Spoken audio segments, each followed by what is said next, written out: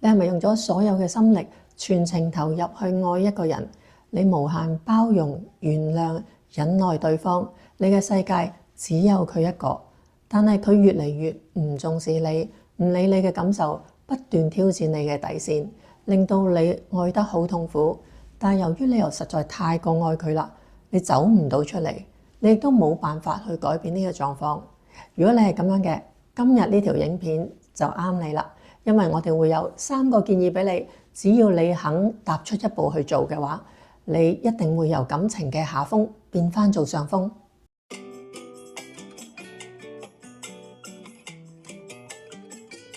Hi， 我係 Anita， 我係一個吸引力法則導師，亦都係購者靈氣大師。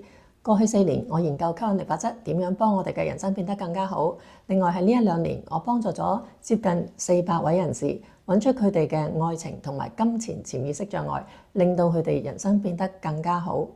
喺呢幾百個個案裏邊，我發現喺愛情上面好痛苦嘅人呢，佢全部都冇將自己放喺自己人生嘅最重要位置，冇將自己放喺第一位。佢哋唔理自己嘅需求同埋感受，因為佢哋怕失去對方。人類其實好怕改變，我哋鍾意處於一個好安全安穩嘅狀態裏邊，因為一改變我哋會有好多未知之數，我哋會驚改變咗之後會比而家更加差。咁所以喺感情上邊好痛苦嘅人，佢哋亦都係一樣嘅。佢哋知道痛苦，但係佢哋驚改變咗，失去咗呢個人，可能會變孤獨終老啦，可能下一個會更加差過呢一個啦，甚至係揾唔到另一段感情啦。所以佢哋情願好委屈自己，都會留喺呢段感情裏邊。但係咁樣只會令對方更加睇唔起你，更加唔尊重你。所以喺呢個時候，如果你好想改變呢個狀況嘅話，你必須行為上、思維上進行改變，咁你先可以見到一個新嘅局面。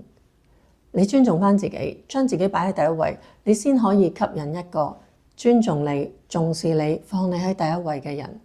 如果有人唔尊重你，請你堅決啲同佢 say goodbye， 因為呢個唔尊重你嘅人，佢唔走嘅話，你係冇位置俾一個更好嘅人入嚟你嘅人生。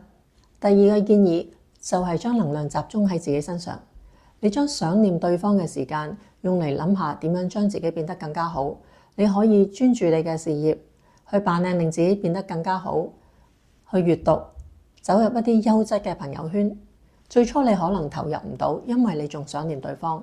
但係當你想念對方嘅時候，其實你係將你嘅能量送緊俾對方，咁會令你自己處於更加劣勢。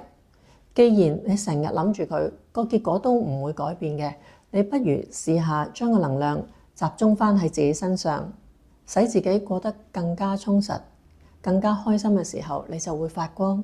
當你發光，對方就會見到你，佢會重新欣賞你，重新俾你吸引。所以永遠記得將能量放返喺我哋自己身上，將自己放喺第一位。當你變好，當你發光嘅時候，乜嘢優質嘅人都會俾你吸引過嚟。第3個建議就係你要學識欣賞自己。我曾經接觸過一個個案，呢個男孩子咧，佢嘅家庭背景好好嘅，佢嘅人品亦都好好嘅。咁佢將佢嘅女朋友放喺第一位，佢嘅世界裏邊只有佢嘅女朋友。佢可以講出佢女朋友好多嘅優點，但係好奇怪，呢啲優點咧，佢所有嘅朋友啦，加埋我啦，都唔認同嘅。但係佢就睇到佢咁多嘅優點。當我問呢個男孩子佢自己有咩優點嘅時候，佢諗咗一陣，然後佢回覆我一個字，就係冇。